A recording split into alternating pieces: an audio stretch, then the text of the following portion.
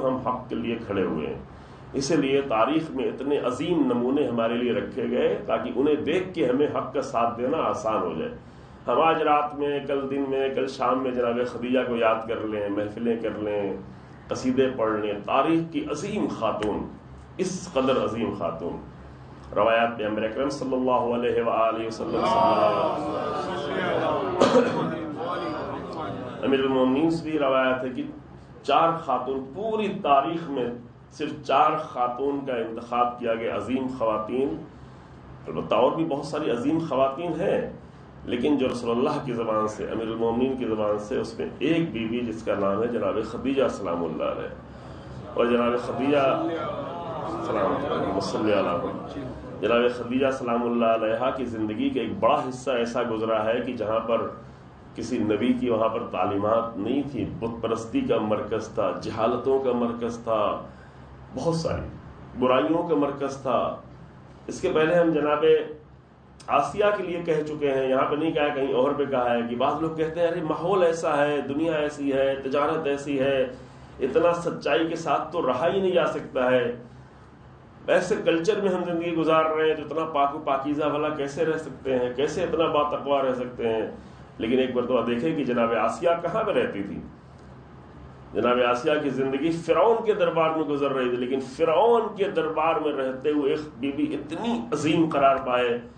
کہ 4 عظیم خواتین میں تاریخ کے لحاظ سے، مقام کے لحاظ سے سب سے بلند جناب زہرا سلام اللہ علیہ. اور لیکن تاریخ کے لحاظ سے دیکھیں تو سب سے پہلی جو خاتون تاریخی لحاظ سے سب سے عظیم قرار پائی وہ جناب آسیہ قرار پائی، جہاں فرعون کے دربار میں رہتے. اور جناب خدیجہ کہاں پہ تھی؟ جناب خدیجہ اسی مکے میں تھی جہاں پہ ابو لہب تھے، جہاں پہ رسول اللہ کے خاندان میں ابو لہب جیسے لوگ تھے، جہاں ابو جہل جیسے لوگ تھے، جہاں ہندا جیسی لوگ تھی، جہاں اتنا جہالت اور اتنی سارے ظلم و ستم کا مرکز بنا ہوا تھا. اس مکے میں جہاں پہ پاکیزہ انسان ڈھونڈنا مشکل ہو رہا تھا، وہاں پہ 2 ذات ایک ساتھ پاکیزگی کا سفر طے کر رہی تھی. ایک رسول اللہ کی ذات کی پتہ بھی نہیں تھا، جناب خدیجہ کو تو پتہ بھی نہیں تھا، رسول اللہ کو بھی نہیں معلوم کوئی رابطہ، ملاقات تو ظاہر ہے کہ کوئی ملاقات تو نہیں تھی، تاریخی اعتبار سے ہے، لیکن ممکن ہے کہ جناب خدیجہ کے پاس دولت اتنی زیادہ تھی اور تجارت اتنی بڑی تھی کہ ممکن ہے مکہ اتنا بڑا نہیں تھا،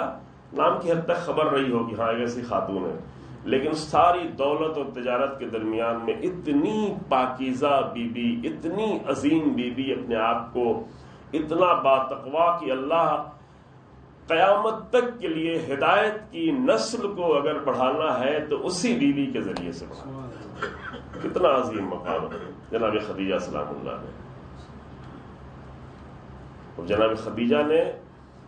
خدیجہ حق کی جنگ میں رسول اللہ کے ساتھ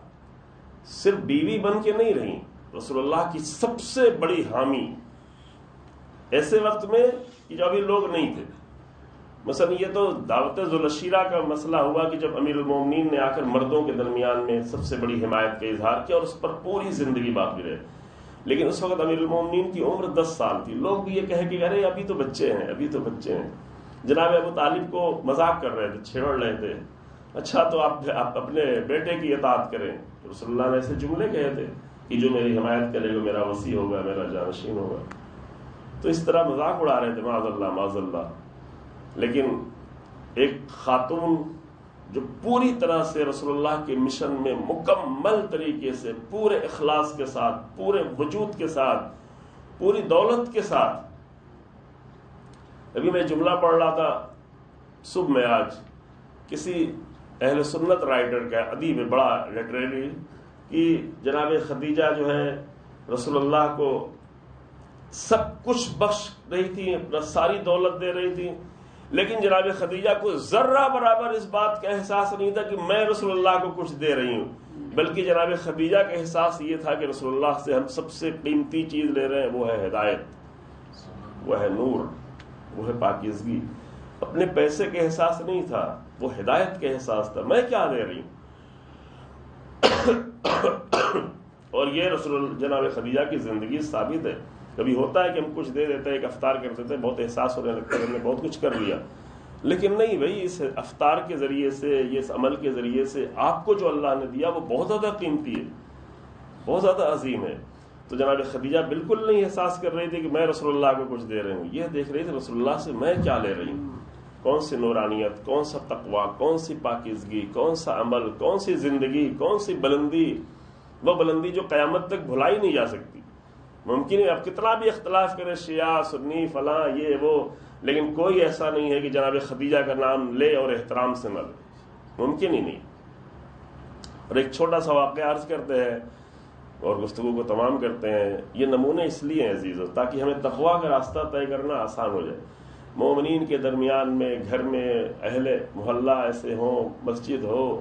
سب کچھ ہو، اور وہاں پہ ہم کچھ تقویٰ کا راستہ اختیار کریں تو ہمیں سخت لگتا ہو، لیکن جناب خدیجہ نے کن حالات میں، کن مشکلات میں یہ راستہ طے کیا، کس طرح سے اپنے آپ کو اتنا عظیم قرار دیا تھا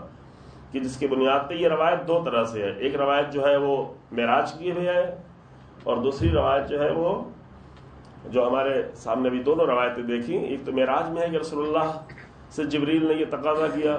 اور ایک یہ ہے دوسرا واقعہ جو ہے وہ یہ ہے، نقل کیا ہے علامہ مجلسی نے بھی نقل کیا ہے، وہ یہ ہے کہ رسول اللہ غار حرا میں تھے، اور رسول اللہ غار حرا میں جایا کرتے تھے۔ آپ لوگوں نے جو حج و عمرے پہ گئے ہیں انہوں نے جا کے دیکھا ہوگا، چڑھے ہوں گے کم لوگ، غار حرا تک شاید کم لوگ پہنچے ہوں گے، چونکہ عام طور سے ہندوستان میں جو لوگ بڑھاپے میں حج کرنے جاتے ہیں تو بوڑھے لوگوں کے لیے تو ممکن نہیں ہے، بہت مشکل ہے کہ غار حرا کی اونچائی تک جا سکے۔ تو ابھی اس سال بھی یعنی چند مہینہ پہلے، پچھلے سال چند مہینہ پہلے اکتوبر میں ہمارا جانا ہوا تھا، اس کے پہلے کئی بار گئے لیکن ہم خود بھی نہیں جا پائے، چونکہ اس لیے اوپر نہیں چڑھ پائے کہ ساتھ میں مومنین ہوتے تھے، تب مومنین تو زیادہ تر نہیں چڑھنے والے ہوتے، تو میں اکیلے چھوڑ کے کہاں جاؤں گا۔ لیکن اس واقعہ نہیں، اب کی تو کسی طرح سے راستہ نکال کے الگ سے گاڑی واڑی کر کے پھر چلو، کچھ لوگ کچھ جوانوں کے لیے گئے، تو ہمیں بالکل بغیر کسی ٹھہراؤ کے اوپر چڑھے تو تقریباً 55 منٹ لگا تھا، تیز اچھے رفتار سے، بہت زیادہ تیز رفتار سے نہیں چڑھ سکتے، اگر بہت تیز رفتار سے چڑھیں گے تو پھر آپ پھر اگلا عمل نہیں کر پائیں گے، آگے بستر پہ ہوٹل میں پڑے رہیں گے، پھر آپ کو سب کچھ چھوڑ جائے گا۔ تو جتنا ایک نارمل طریقے سے چڑھنا تھا تو 55 منٹ 1 گھنٹہ لگتا ہے عام طور سے، تھوڑا بزرگ ہوں گے تو 1.25 گھنٹہ 1.5 گھنٹہ لگے گا غار حرا تک پہنچنے کے لیے۔ چڑھنا پڑتا ہے، اتنی ابھی سیڑھیاں بنا دی ہیں کافی حد تک، کہیں جو ڈھلان سی بنا دی ہے، راستہ آسان کر دیا ہے، بیچ میں پانی وانی سب کچھ یہ سب بھی انتظام رہتا ہے، سب کر کے لوگ چڑھتے ہیں۔ البتہ اترنے میں تھوڑا جلدی کی تو اس کا اثر 3 مہینے تک ہمارے پاس بھی واپس صحیح طریقے سے نماز میں بیٹھ نہیں پاتے تھے۔ یہ اس لیے بتا رہے ہیں، یہ اپنی بات نہیں بتا رہے، اس لیے بتا رہے ہیں کہ رسول اللہ وہاں پر جایا کرتے تھے مسلسل، اور کبھی رسول اللہ وہاں پہ ٹھہر جاتے۔ غار کوئی بہت بڑا سا غار نہیں، بہت چھوٹا سا غار ہے کہ تھوڑا ٹیک ویک لگا کے آرام کر لیں، نماز پڑھ لیں۔ نماز وہاں لوگ پڑھنے کی کوشش کرتے ہیں، 2 لوگ نماز پڑھتے ہیں، نوبت لگی رہتی ہے، لائن لگی رہتی ہے، بھائی اتنا ہی ہو سکتا ہے، یہ نہیں کہ کوئی بہت بڑا سا غار ہو۔ اس میں رسول اللہ وہاں سے قرآن کی آیت نازل ہوئی، وہاں اقرا باسم ربک الذی خلق کا سلسلہ شروع ہوا۔ لیکن جناب خدیجہ وہاں پر جاتی تھی رسول اللہ کے لیے کبھی کبھی غزہ لے کے، اگر رسول اللہ مثلا ایک دن نہیں آئے، رسول اللہ کا دل مکے میں نہیں لگتا تھا، مکے کے حالات ایسے تھے، مکے میں گناہ اتنے زیادہ تھے، مکے میں فساد اتنا زیادہ تھا، مکے میں پریشانیاں اتنی زیادہ تھیں کہ رسول اللہ جا کر اپنے پروردگار سے وہیں غار حرا کی تنہائیوں میں، انشاءاللہ نصیب ہو آپ لوگ جو جا سکے جائیں، اسی طرح سے جائیں، اندر نہ موقع ملے، اندر تو موقع نہیں ملے گا بیٹھنے کا، لیکن وہیں اوپر نیچے جگہ ہے، بیٹھے تھوڑی دیر تک اس منظر کو دیکھیں، وہ بہت ہی لذت بخش ہوگا۔ تو رسول اللہ کا بہت زیادہ وقت وہاں پہ گزرتا تھا۔ جناب خدیجہ سلام اللہ علیہا وہاں پہ کھانا لے کے جاتی تھی۔ ابھی آپ جائیں گے تقریباً 9-10 کلومیٹر پڑے گا روڈ ادھر ادھر سے، لیکن اگر سیدھا وہاں سے مکے سے دیکھیں تو 3-4 کلومیٹر پھر بھی راستہ پڑتا ہے، پھر 3-4 کلومیٹر چل کے اس اونچائی پہ جانا پڑتا ہے جہاں پہ چڑھنے کے لیے نارمل طریقے سے بھی 1 گھنٹہ آپ کو چاہیے ہے تقریباً اوپر چڑھنے کے لیے۔ تو اس پر اوپر جاتی تھی۔ جب جناب خدیجہ کھانا لے کر آ رہی تھیں اور غار حرا پہ چڑھ رہی تھیں، اور اس زمانے میں چڑھنا اور مشکل کام تھا، رسول اللہ کے پاس پہنچ رہی تھی، ادھر جبریل آئے اور جبریل نے آ کے کہا کہ اللہ نے سلام کہلوانے کو کہا ہے، اللہ نے یہ حکم دیا ہے کہ خدیجہ آ رہی ہیں، انہیں میری طرف سے سلام ہے، اللہ کی طرف سے سلام۔ پھر جناب جبریل نے اپنی طرف سے بھی تقاضا کر لیا کہ پھر ہماری طرف سے بھی سلام، یا رسول اللہ اس بیوی کو آپ میری طرف سے بھی سلام کہہ دیجیے گا، ہم بھی اس سلام میں شریک ہو جائیں۔ تو جناب خدیجہ کھانا لے کے اوپر پہنچیں، رسول اللہ نے سلام کہا، بیوی نے کہا هو السلام الہ السلام منہ السلام الیہ یعود السلام، اللہ ہی کی ذات سلام ہے، اللہ ہی سے سلامتی ہے، اللہ ہی کی طرف ساری سلامتی پلٹنے والی ہے۔ یہ مرکز تھا، یہ توحید تھی، یہ جناب خدیجہ کی توحید تھی، یہ جناب خدیجہ کا عشق تھا اللہ سے، یہ جناب خدیجہ کا عشق تھا رسول اللہ سے، یہ جناب خدیجہ کی حمایت تھی رسول اللہ کی، وہ بھی اللہ کے لیے، اللہ کے لیے حمایت تھی، شوہر کی حمایت نہیں کر رہی تھی۔ کتنے بڑے بڑے سرمایہ داروں نے شوہر بننا چاہا، جناب خدیجہ نے ٹھکرا دیا، کسی کو لائق نہیں سمجھا، لیکن رسول اللہ جو جناب خدیجہ کا مال لے کے تجارت کرنے گئے تھے، جن کے پاس دولت نہیں تھی، سرمایہ نہیں تھا اس زمانے میں، جناب ابو طالب کا سرمایہ رک گیا تھا کیونکہ جناب رسول اللہ کی حفاظت میں انہوں نے اپنی تجارت چھوڑ دی تھی۔ مکے میں کھیت باڑی تو ابھی بھی نہیں ہے، مکے میں جو کچھ تھا وہ دولت ہی تجارت ہی تھی، اور 12 سال کی عمر تھی رسول اللہ کی، تبھی سے جناب ابو طالب، باپ تو انتقال کر گئے تھے جناب عبداللہ، جناب ابو طالب ہی سب کچھ تھے، 8 سال تک جناب عبد المطلب تھے۔ جناب ابو طالب نے بھی رسول اللہ کی حفاظت کے لیے اپنی ساری تجارت چھوڑ دی، کیونکہ رسول اللہ کی جان خطرے میں تھی۔ راستے میں راہب نے بتایا کہ نہیں، آپ اس بچے کی جان خطرے میں ہے، تو مالی اعتبار سے مشکلات ہو گئی تھی، لیکن جناب خدیجہ رسول اللہ کے پاس کس لیے آئی تھی؟ کس لیے شادی کا پیغام دیا تھا؟ تاکہ رسول اللہ سے وہ نور، وہ ہدایت لے سکیں، اور اللہ کی یہ ارادہ تھا کہ اس نور کے ذریعے سے، دونوں پاکیزہ انسانوں کے ذریعے سے ایک ایسی نسل آگے بڑھائے کہ جس کے ذریعے سے قیامت تک لوگ ہدایت پاتے رہے۔ ہم جیسے معمولی لوگ بھی ذکر اہل بیت کر کر، فرزندان خدیجہ کو یاد کر کے، فرزندان جناب زہرا کو یاد کر کے اپنے آپ کو، اپنے دلوں کو پاکیزہ کرتے رہیں، اور